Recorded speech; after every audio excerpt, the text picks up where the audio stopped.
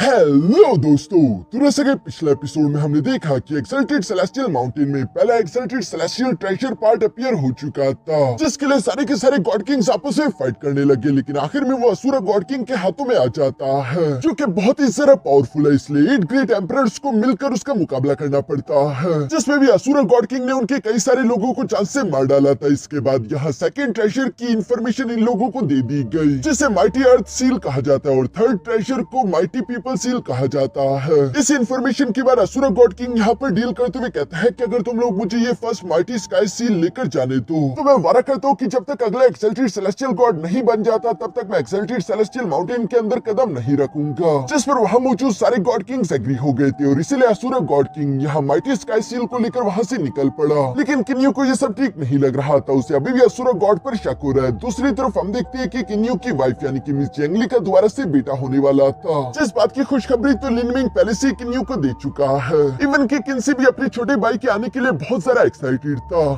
अब आगे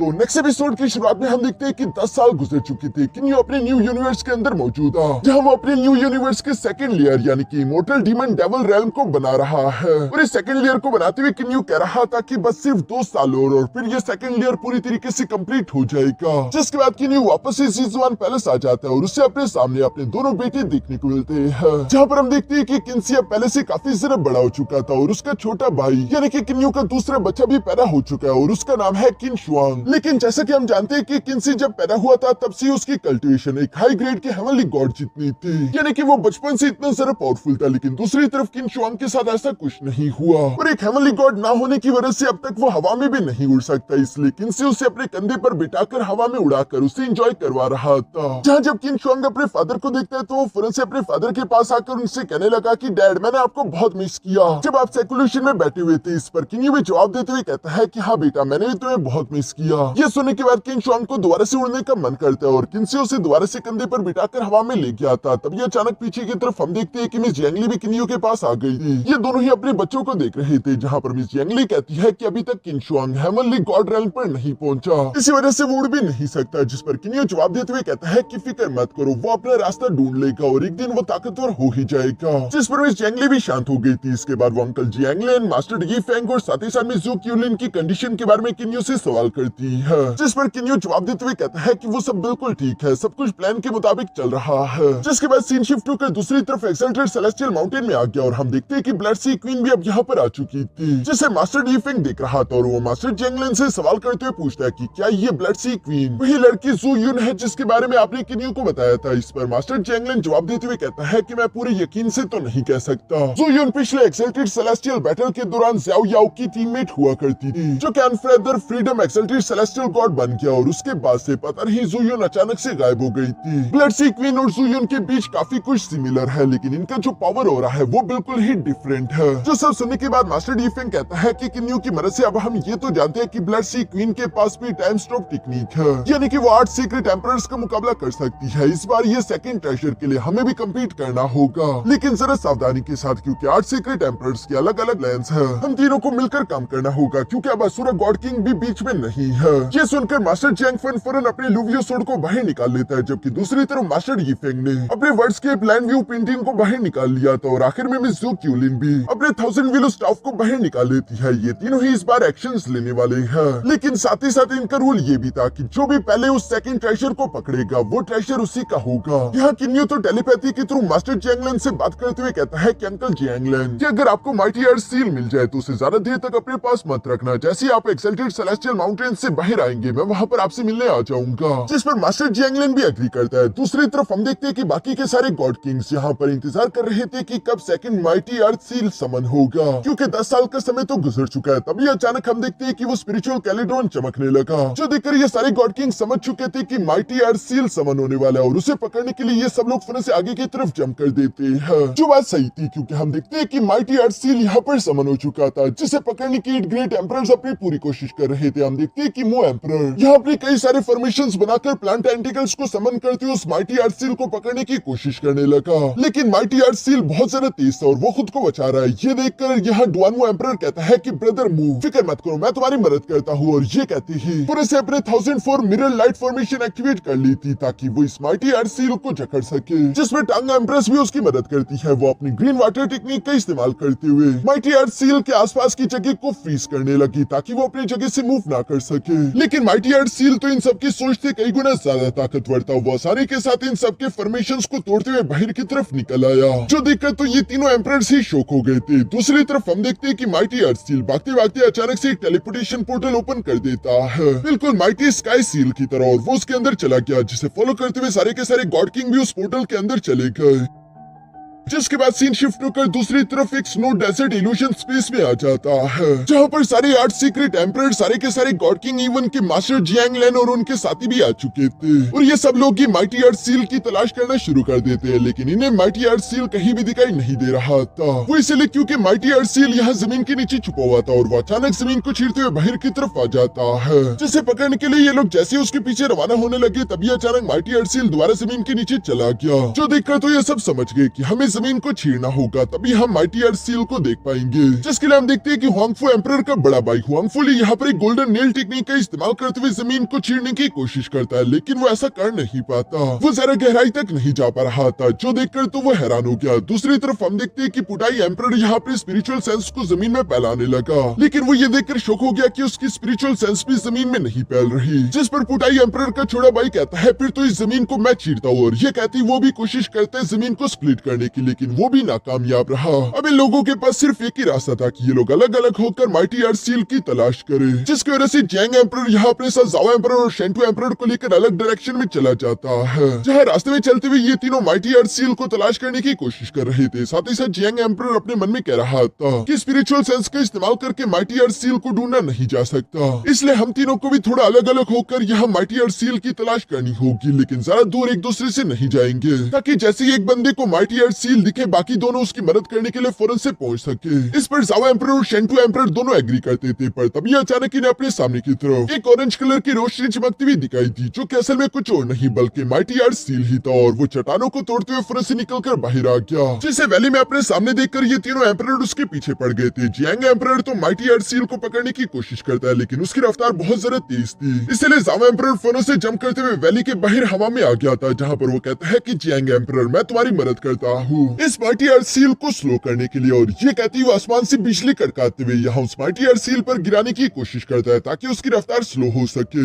ऐसा करने से माइटी आर्ट सील की रफ्तार तो स्लो नहीं हुई, लेकिन बाकी के सारे गॉड किंग्स ने यहाँ पर उस चमकती हुई रोशनी को देख लिया था और वो समझ गए थे कि माइटी आर्ट सील वहीं पर है, इसलिए बाकी के सारे गॉड किंग्स भी उसी डायरेक्शन में बढ़ने लगे जहाँ पर जियांग एम्परर कह रहा था कि इससे काम नहीं बन रहा, हम तीनों को अपनी गॉड किंग की पावर्स को एक साथ इस्तेमाल करते हुए 1 एनर्जी 3 एलिमेंट का इस्तेमाल करना होगा, सिर्फ इसी तरीके से हम उस माइटी आर्ट सील को पकड़ सकते हैं। जिस पर बाकी के दोनों एम्परर भी एग्री हो गए थे, और ये तीनों ही अपनी गॉड किंग की पावर्स को कंबाइन करते हुए 1 एनर्जी 3 एलिमेंट्स की पावर का इस्तेमाल करते हैं, जहाँ पर हम देखते हैं कि एक चेन जिसके अंदर थंडर और फ्लेम की पावर थी, हम देखते हैं कि वो चेन तेजी के साथ आगे की तरफ बढ़ते हुए माइटी आर्ट सील को जकड़ लेती है, जहाँ जियांग एम्परर खुश होते हुए कह रहा था कि हम कामयाब हो रहे हैं, बस थोड़ी देर और होल्ड करके रखो। इसी तरह करते हुए ये तीनों सीक्रेट एम्परर अपनी पूरी जान लगा रहे थे, लेकिन दूसरी तरफ हम देखते हैं कि माइटी आर्ट सील आज के दिन टैप होने की मूड में नहीं थी, इसलिए वो अपना पूरा जोर लगाते हुए इन चेन्स को तोड़कर फौरन यहाँ से आजाद होते हुए चली गई, जो देखकर तो इन तीनों सीक्रेट एम्परर्स की आंखें पटी की पटी रह गई थी। जियांग एम्परर अपने मन में कह रहा था कि आखिर ये सब क्या था, ये माइटी आर्ट सील इतना ज्यादा रेजिस्ट क्यों कर रही थी, कहीं ऐसा तो नहीं कि माइटी आर्ट सील खुद अपने ऑनर को चूज करेगी,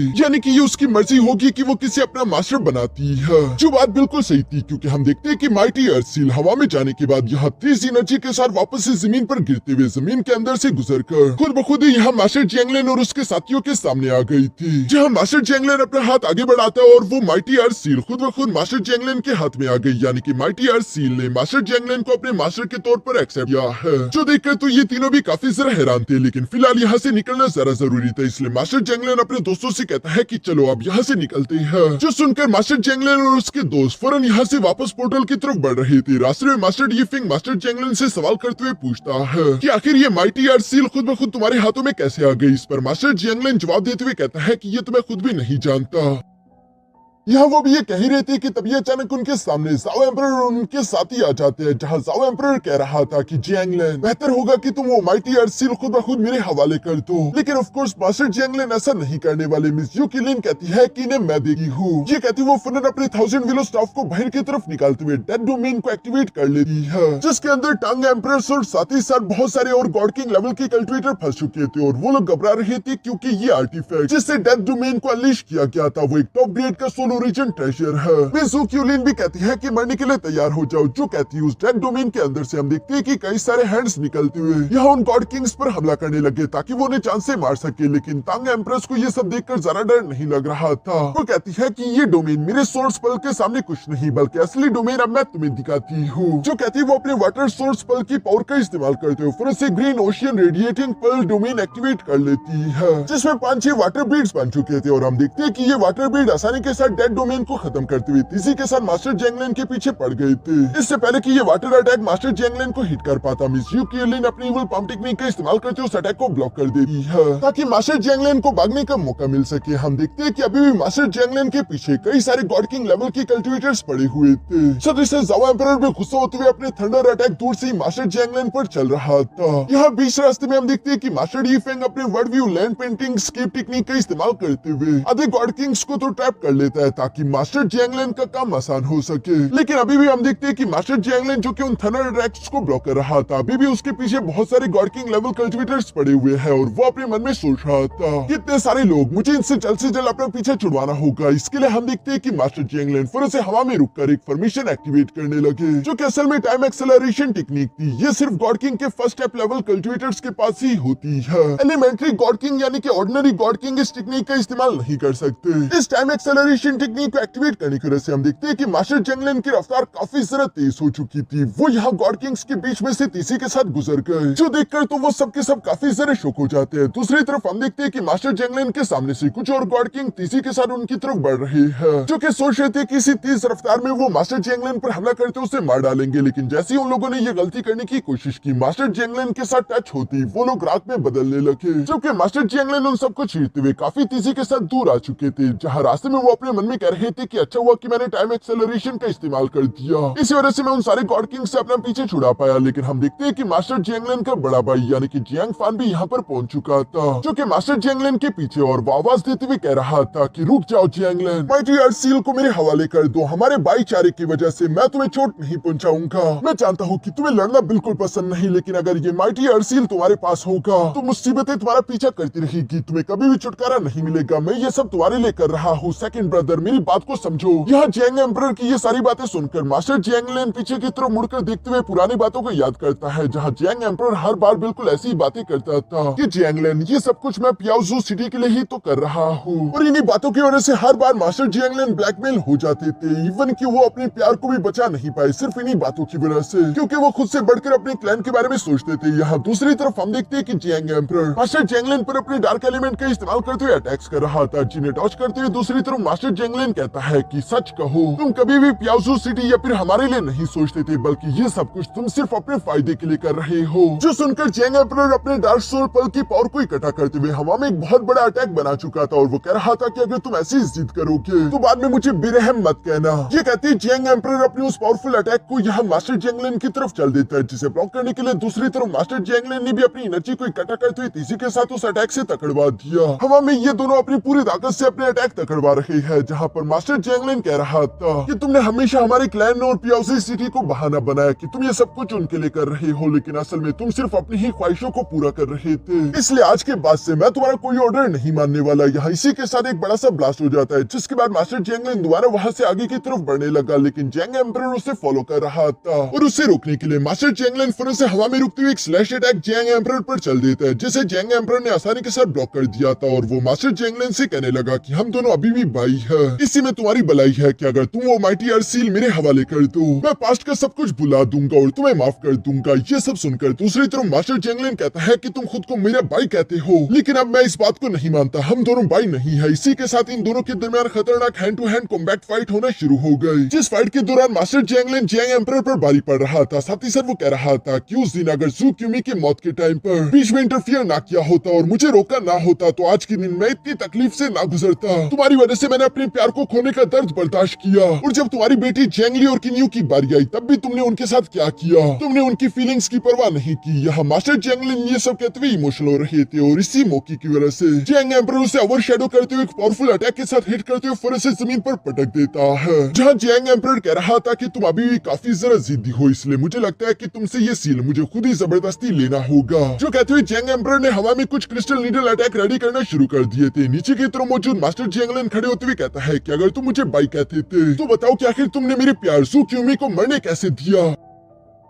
तुम्हें मेरे साथ खड़ा होना चाहिए था, ना कि मेरे खिलाफ, और तुमने किन्यू और मिस जेंगली को भागने के लिए मजबूर क्यों किया। तुम एक बहुत बुरे भाई और बहुत बुरे पिता हो। जिस पर जेंग एम्परर गुस्सा होकर जवाब देते हुए कहता है कि जिद मत करो, और ये कहती उसने फौरन से अपने क्रिस्टल अटैक यहाँ मास्टर जेंगलिन की तरफ चल दिए, यानी कि वो मास्टर जेंगलिन की भी जान लेने वाला है। जो देखकर मास्टर जेंगलिन कहता है कि मुझे पहले ही समझ लेना चाहिए था कि अब सब कुछ खत्म हो चुका है, होल्ड बैक करने का कोई फायदा नहीं। और ये कहती मास्टर जेंगलिन फौरन अपनी लुवियो सोर्ड को बाहर की तरफ निकाल चुके, जिनके मल्टीपल स्लैश अटैक्स का इस्तेमाल करते हुए उन सारे के सारे क्रिस्टल्स को डिस्ट्रॉय करने के साथ साथ ये स्लैश अटैक सीधा सीधा यहाँ जेंग एम्परर की तरफ भी चल रहे थे, जिन स्लैश अटैक को जेंग एम्परर डॉज नहीं कर पाता और वो इनसे हिट होने लगा। अब बारी थी फाइनल अटैक की, जहाँ पर हम देखते हैं कि मास्टर जेंगलिन तीसरी के साथ मूव करते हुए फौरन जेंग एम्परर के पास से गुजरते हुए अपनी लुवियो सोर्ड के फाइनल स्लैश अटैक से उसे हिट कर देता है। जिस फाइनल स्लैश अटैक से जेंग एम्परर बुरी तरीके से घायल हो चुका था, उसके मुंह से खून निकलने लगा। वो पलटकर मास्टर जेंगलिन की तरफ देखता है, जहाँ मास्टर जेंगलिन भी एक नजर पीछे की तरफ देखने के बाद फौरन वहाँ से आगे की तरफ बढ़ चले। थोड़ी देर में यहाँ जेंग एम्परर के पास जाओ एम्परर भी आ गया था, जो कि जेंग एम्परर को संभालते हुए कहता है कि तुम ठीक तो हो ना। जिस पर जेंग एम्परर निराशा के साथ अपने गांव को बढ़ते हुए कह रहा था कि अब वो मुझसे ज्यादा ताकतवर हो चुका है, मैं उसका मुकाबला नहीं कर पाया, लेकिन फिर भी वो गुस्से के साथ कह रहा था कि चाहे जो मर्जी हो जाए मुझे वो माइटी अर्थ सील हर हाल में चाहिए। इसके बाद सीन शिफ्ट होकर दूसरी तरफ एक्सल्टेड सेलेस्टियल माउंटेन के बाहर आ जाता है, जहाँ पर हम देखते हैं कि एक कश्ती में यहाँ असुर गॉड किंग लेटा हुआ था, जिसके हाथ में वो पहला वाला माइटी अर्थ सील भी मौजूद है। और वो यहाँ पर यही सोच रहा था कि मैं तो यही जानना चाहता हूँ कि आखिर माइटी अर्थ सील किसे मिलेगा। लेकिन चाहे वो सेकंड माइटी अर्थ सील किसी को भी मिले, वो निकल कर बाहर तो इसी रास्ते से आएगा ना, और जब वो मेरे सामने आएगा तो मैं उससे वो माइटी अर्थ सील छीन लूंगा। यही सारी असल में असुर गॉड किंग की चाल थी। इसलिए अगर आप लोगों को याद हो तो एक्सल्टेड सेलेस्टियल माउंटेन से जाने से पहले वो इवल्स की तरह मुस्कुरा रहा था। दूसरी तरफ किन्यो को भी अपने डिवाइन सेंस की वजह से ये सब कुछ जानने को मिल जाता है कि असुर गॉड किंग तो एक्सल्टेड सेलेस्टियल माउंटेन के बाहर ही बैठा हुआ है। जिसकी क्या चाल है किन्यो भी ये समझ गया था, इसलिए वो पहले से अपनी पावर को एक्सल्टेड सेलेस्टियल माउंटेन के चारों तरफ फैलाना शुरू कर चुका, जिसका थोड़ा बहुत एहसास असुर गॉड किंग को भी हो गया था। लेकिन वो समझ नहीं पाया कि आखिर अचानक यहाँ पर क्या चेंज हो चुका है। वो इसी बारे में हैरान होकर सोच रहा था। दूसरी तरफ किन्यो यहाँ पर अपने मन में यही कह रहा था कि उम्मीद करता हूँ कि मास्टर जेंगलिन बिल्कुल सही सलामत हो। जिसके बाद सीन शिफ्ट होकर वापस से मास्टर जेंगलिन पर आ जाता है, जहाँ पर हम देखते हैं कि वो हुआंगफू एम्परर के बड़े भाई हुआंगफू ली के साथ अपनी लुवियो सोर्ड का इस्तेमाल करते हुए फाइट कर रहा था। लेकिन फिर भी हम देखते हैं कि उसने हुआंगफू ली की जान नहीं ली। हुआंगफू ली भी इस बात को समझता था कि मास्टर जेंगलिन ने मुझ पर अभी भी रहम दिखाया है, हालांकि ये जानते हुए भी कि हम दुश्मन है और वो मेरी जान ले सकता था। लेकिन मास्टर जेंगलिन को तो जानबूझकर अपने पुराने दोस्तों की जान नहीं लेनी थी। वो तो बस सिर्फ पोर्टल का इस्तेमाल करके वापस से एक्सल्टेड सेलेस्टियल माउंटेन जाना चाहता था, क्योंकि सिर्फ एक्सिट डोर वहीं पर मौजूद है। लेकिन दूसरी तरफ हम देखते हैं कि यहाँ टेलीपोर्टेशन पोर्टल के बाहर तांग एम्प्रेस और साथ ही साथ मु एम्परर मौजूद थे, जहाँ मु एम्परर तांग एम्प्रेस से कह रहा था कि तुम सामने से जेंगलिन पर हमला करो, जबकि मैं घूमकर पीछे से आते हुए जेंगलिन पर हमला करूंगा। जो सुनकर तांग एम्प्रेस बिल्कुल ऐसे करते हुए सिर जाकर यहाँ मास्टर जेंगलिन से टकराने की कोशिश करती है। लेकिन ये तो उसकी सबसे बड़ी गलती थी, क्योंकि 1 वर्सेस 1 में इनमें से कोई भी मास्टर जेंगलिन को नहीं हरा सकता, क्योंकि उनके पास लुवियो सोर्ड है जो कि उनकी ताकत को और भी ज्यादा बढ़ा देती थी। इसलिए हम देखते हैं कि मास्टर जेंगलिन ने अपनी लुवियो सोर्ड का इस्तेमाल करते हुए बहुत ही बुरी तरीके से तांग एम्प्रेस को इंजर्ड करके हरा दिया था। साथ ही साथ उन्होंने मु एम्परर को भी देख लिया था, जिनकी तरफ वो अपनी लुवियो सोर्ड के साथ तेजी से बढ़ते हुए कह रहा था कि अच्छा तो तुम दोनों हो जो कि मेरा रास्ता रोकोगे।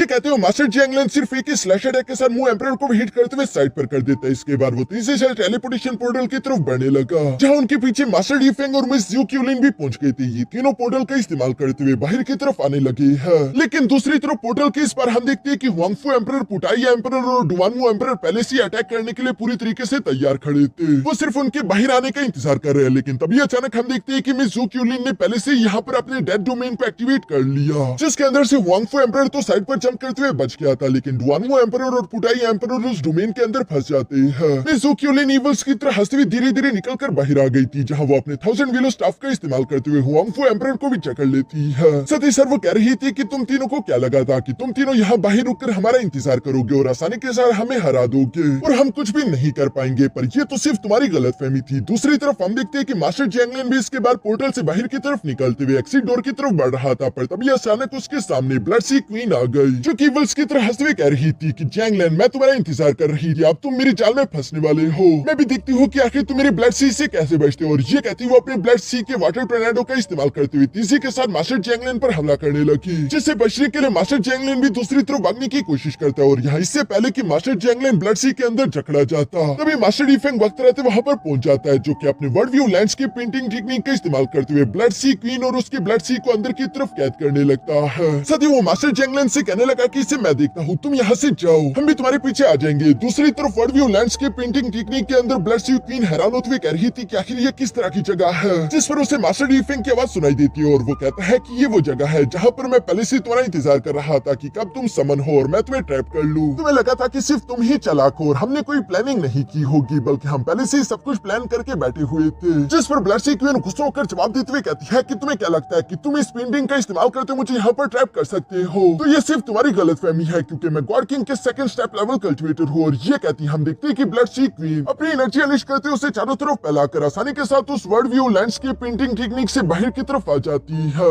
लेकिन बाहर आने के बाद वो देखती है कि तब तक तो मास्टर जैंगलिन, यी फेंग और मिस ज़ोक्यूलिन पहले वहां से जा चुकी थी। दूसरी तरफ सीन शिफ्ट होकर एक्सल्टेड सेलेस्टियल माउंटेन के बाहर आ जाता है, जहां पर हम देखते हैं कि असुरा गॉड किंग भी इन्हीं का इंतजार कर रहा था। जैसे ही मास्टर जैंगलिन अपने साथियों के साथ एक्सल्टेड सेलेस्टियल माउंटेन से बाहर आया, तभी अचानक हम देखते हैं कि असुरा गॉड किंग अपने टाइम स्टॉप टेक्निक का इस्तेमाल करते उन्हें हवा में फ्रीज कर चुका। ये करके वो खुश होते हुए धीरे धीरे से यहाँ मास्टर जैंगलिन के पास आकर कहता है कि तुम सबकी मेहनत बेकार हुई। बेशक मैं अपने वादे के मुताबिक एक्सल्टेड सेलेस्टियल माउंटेन के अंदर इंटर नहीं कर सकता, लेकिन फिर भी ये माइटी अर्थ सील मेरा हुआ। ये कहते हुए असुरा गॉड किंग अभी मास्टर जैंगलिन से माइटी अर्थ सील लेने ही वाला था, पर तभी अचानक दूसरी तरफ हम देखते हैं कि किन्यू ने अपनी पावर्स अनलीश करना शुरू कर दी, जहां पर किन्यू ने पहले से ही teleportation formation exalted celestial mountain के आसपास फैलाया हुआ था और वो फौरन से मास्टर जैंगलिन और अपने साथियों को टेलीपोर्ट करके अपनी न्यू यूनिवर्स ले आता है, जो देखकर तो असुरा गॉड किंग पूरी तरीके से शॉक हो गया। दूसरी तरफ किन्यू उससे कहता है कि असुरा गॉड किंग, मैं तुम्हारा दुश्मन नहीं बनना चाहता, लेकिन फिर भी ये सील हमारा है। जो सुनकर तो असुरा गॉड किंग को काफी गुस्सा आ रहा था, लेकिन फिर भी वो मुस्कुराते हुए कहता है तो ये तुम हो किन्यू। उसके ये कहना ही था कि तभी अचानक हम देखते हैं कि एक्सल्टेड सेलेस्टियल माउंटेन से 8 सीक्रेट एम्परर और ब्लड सी क्वीन निकलकर बाहर आ गई, जिन्हें देखकर असुरा गॉड किंग कहता है लेकिन ये सीक्रेट एम्परर किसी भी हाल में उस एक्सल्टेड सेलेस्टियल ट्रेजर पर गिव अप नहीं करेंगे, यानी कि ये तुमसे वो छीन कर ही रहेंगे। बेशक तुम्हें एक्सल्टेड सेलेस्टियल ट्रेजर मिल तो गया है, लेकिन तुम उसे अपने पास रख नहीं पाओगे। असुरा गॉड किंग की ये सब कहते साथ ही हमारा ये एपिसोड यहीं पर खत्म हो गया।